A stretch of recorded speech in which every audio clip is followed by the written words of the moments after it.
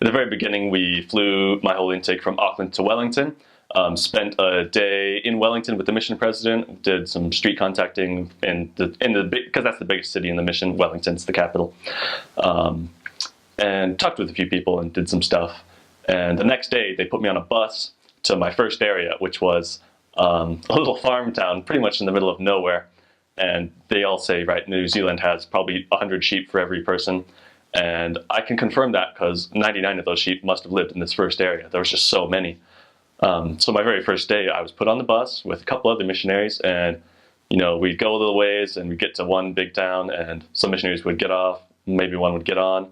Then we go a little further, more missionaries get off, more get on.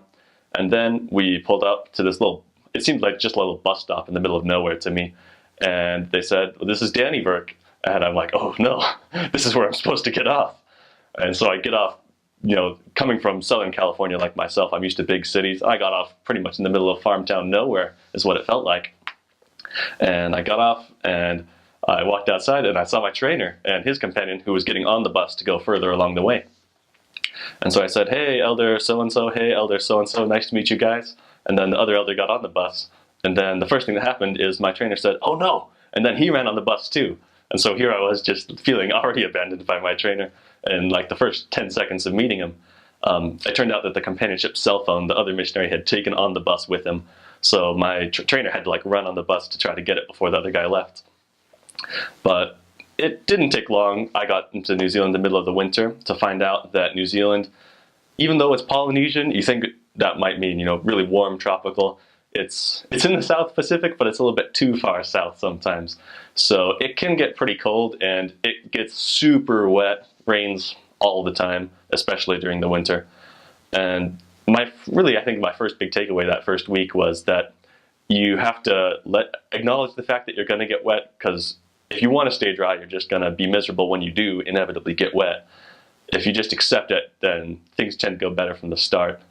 I believe it would have been beginning April. I entered into the MTC, I believe, in March of 2002. Just overwhelming excitement. I remember getting into and of course I had this girl that was waiting for me, it was a weird story, I won't even touch upon that. But so you have that whole, I'm serving a mission, you just have this idyllic, going to go on my mission, of course, going to come home, marry this girl, love my life, whatever. So we get to the airport in LA, getting ready to launch off, and I was able to actually call her and talk to her, and talk to my mom and everything. And it's just, up until that point, a missionary, you haven't experienced anything like that. You go away to science camp for a week, you come home. So this is it's a feeling that is, especially if you're excited to go on a mission, there was no dread. It was just, oh my gosh, I can't wait to get out there. I got a 14-hour flight ahead of me, and it was a long flight. Remember being exhausted because I think New Zealand, if I'm not mistaken, it's something like you fly there and you're actually on the same day or something, where you haven't gone, or you're a day behind. I think they're like a day behind us. The jet lag is pretty intense. 8 o'clock in the morning here is like 11 o'clock at night there or something. So needless to say, it was as if we were up for like 2 days almost. Landed, was meted by the mission president, President Mendenhall. Went to the mission home, had a really nice meal. I just remember that. It's just a crazy intense, exciting feeling of new adventures. The word adventure should sum up just that feeling of like, I'm embarking on something that is just so amazing, okay?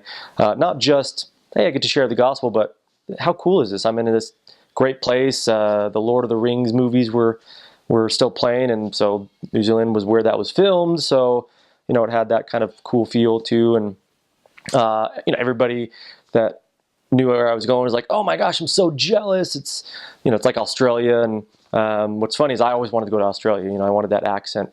And so I just thought, oh, that's so cool that they have that fun accent, and Polynesians. And it's a very unique mission. then you do the whole transfer thing, and I was given my area at the top of the North Island, so that was like a 7-hour drive. And we get to the area, I get my mission companion, who we got along great. We were best buddies. He was awesome. Ended up going to they call dinner tea. So going to a tea appointment, of fish and chips. Perfect way to start the mission because fish and chips are huge in New Zealand. And then we got back home and just crashed. And for the first few days after that, I'd fall asleep saying my prayers at night, and I even have a picture of me just like on my knees, just passed out. And so it was getting used to the jet lag. But yeah, just that initial first week, we were riding bikes. There was no car, and the weather there was gorgeous, absolutely gorgeous. 70 degrees, and lush, beautiful surroundings, and it was just exciting. I was eager to knock doors and talk to everybody, and they introduce you to people you're investigating. It was just a thrill, to say the least. Well, what had happened was my visa was delayed. So for the first week and a half out of the MTC, I was in Roseville, California, and I served there for a week and a half. Then my visa came in, so I went to New Zealand. I remember I had to transfer to the LAX airport, and I was just there by myself, and I had to move to this different section of the airport, and I was so confused. But I ended up finding it and got there safely. And my mission president, he took us up to this big mountain with this big statue on top of it, and we looked out upon all of Auckland, and he just told us, this is the ring of fire, you can baptize in the city. So that was a good experience. It was pretty exciting. I just remember the people there were so much nicer than the people in California.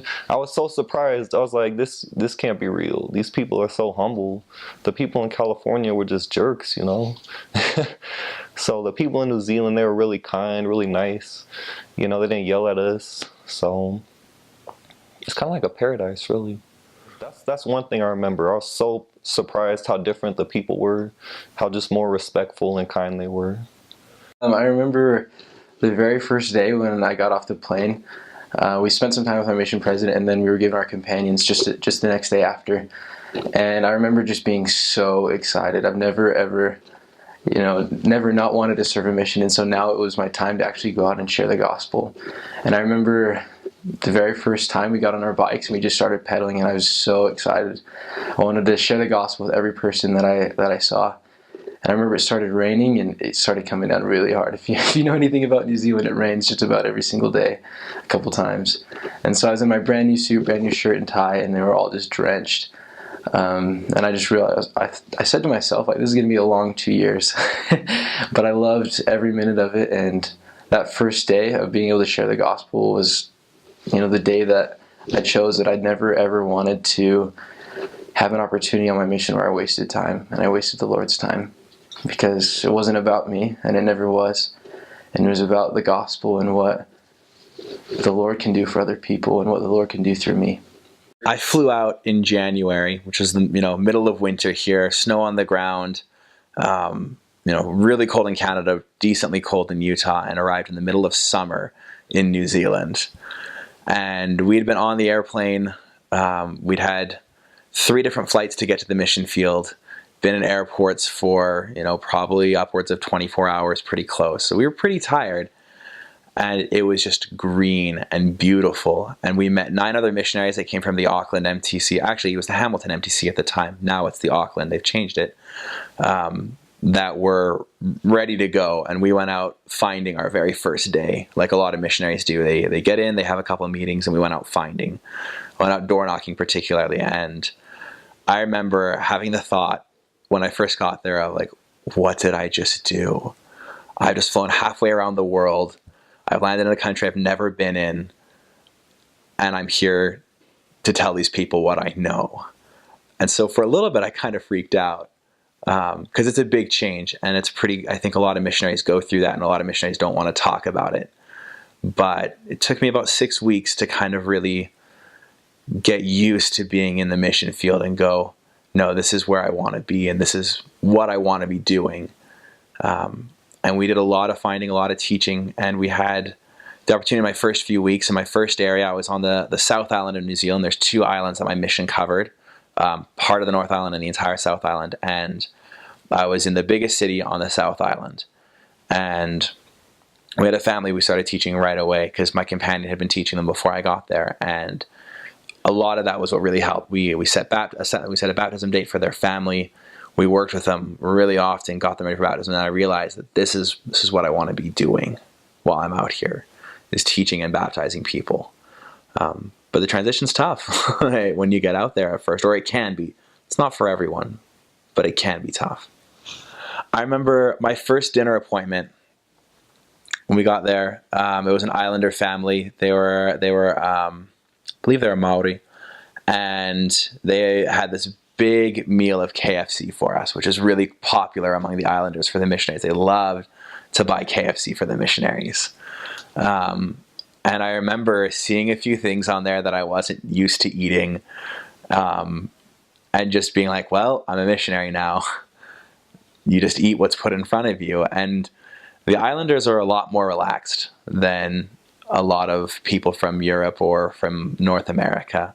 And so they kind of expect you to stay there for 2 or 3 hours when you come over.